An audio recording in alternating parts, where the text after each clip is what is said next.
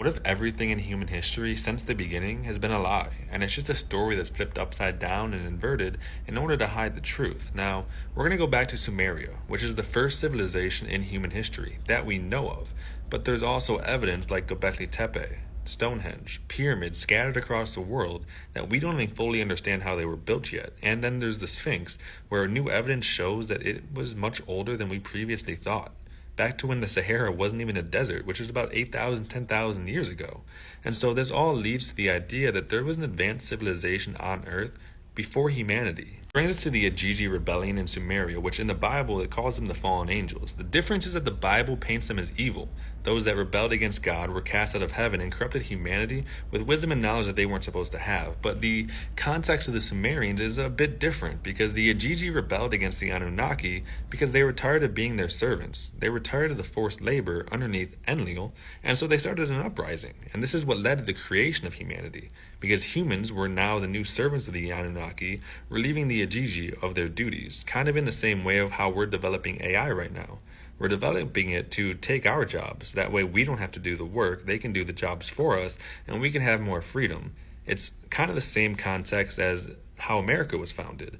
The colonists were tired of being underneath the rule of the British Crown, and so they started an uprising, created their own republic. That way they could have more freedom and rule over themselves. Now, because of this uprising, Enlil didn't want humans to do the same thing that the Ajiji did and revolt. That's why in the Bible, in the Garden of Eden, God tells Adam and Eve, don't eat of the tree of the knowledge of good and evil.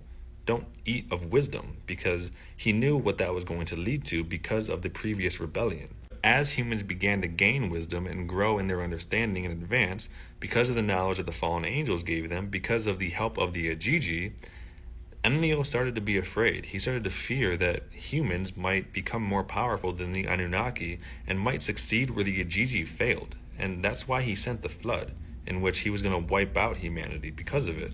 And it was Enki that actually saved humanity from Enlil's wrath. Look at everything in society around us. Everything is designed to put us in chains and keep us there. It's designed to limit our potential, limit our freedom, and keep us subservient to those that are in charge over us. Now with our development of AI, we're right back at the beginning of the cycle.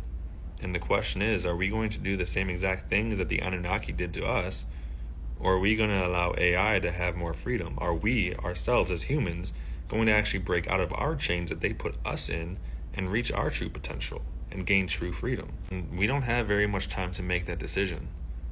We either wake up or we put ourselves back to sleep.